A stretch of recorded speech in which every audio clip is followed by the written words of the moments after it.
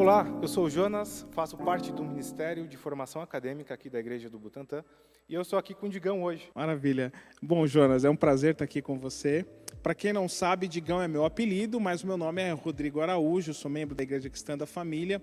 Eu frequento a igreja já há um bom tempo, fui líder do Ministério de Jovens, de Adolescentes, no caso, por 12 anos.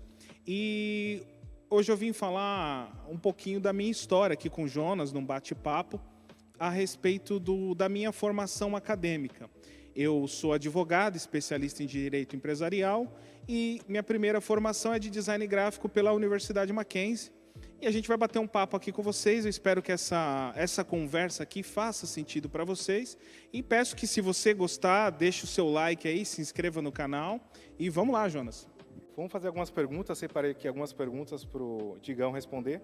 E primeiramente, como que você chegou à igreja? Bom, Jonas, eu vim de uma família que tinha uma tradição espírita, né? Todos nós éramos espíritas.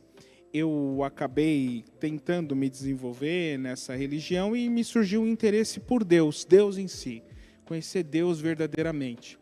E nessa época que eu tentava conhecer a Deus e saber de Deus, e frequentando o espiritismo, eu tomei a decisão de fazer uma oração bem simples, que era: Deus, se você existe mesmo, se você escuta as nossas orações, eu gostaria de entender a Bíblia. Eu gostaria que você colocasse no meu caminho alguém que me ensinasse sobre a Bíblia, porque eu tento ler e não consigo. Naquela época eu tentava ler os textos bíblicos, achava a linguagem difícil, não entendia nada. Eu fiz essa oração e, passado algum tempo, sem eu perceber, eu acabei entrando numa escola de desenho e meu professor de desenho começou a falar de Jesus para mim e a me explicar sobre a Bíblia. E aí, conforme ele ia me explicando, a Bíblia começou a fazer sentido para mim, eu comecei a entender o plano de Deus para a minha vida e acabei conhecendo a Igreja Cristã da Família, que era a igreja que ele frequentava na época. Foi assim que eu conheci a igreja. Acabei fazendo essa oração, me arriscando nela e, graças a Deus, estou feliz. Essa oração que você fez, você sabia que Deus era Deus ou você imaginava que ele era uma pessoa por conta do espiritismo, assim?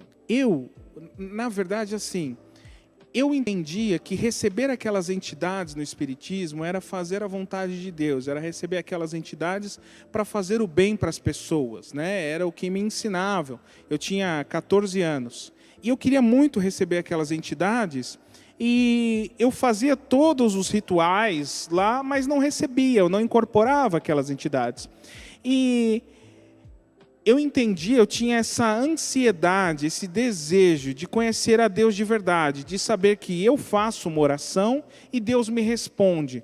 Não que Deus é uma pessoa distante, é um ser imaginário, um amigo imaginário, mas que Deus realmente ele é pessoal, ele quer se relacionar com você. Eu imaginava isso, eu tinha isso dentro de mim.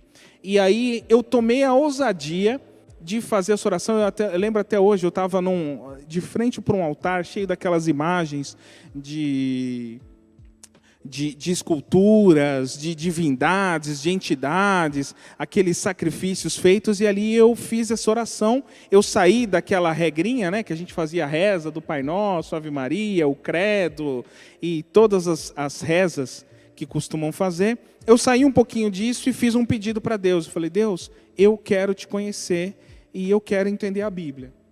E nesse sentido, eu acredito que Deus, ele olha muito o nosso coração, se a gente realmente tem o desejo de buscar a Ele.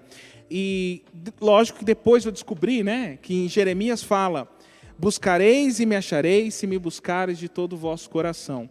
Na época me surgiu esse desejo ardente de querer conhecer a Deus e saber a vontade dEle. E aí gerou uma série de consequências que nós vamos conversar ao longo do bate-papo.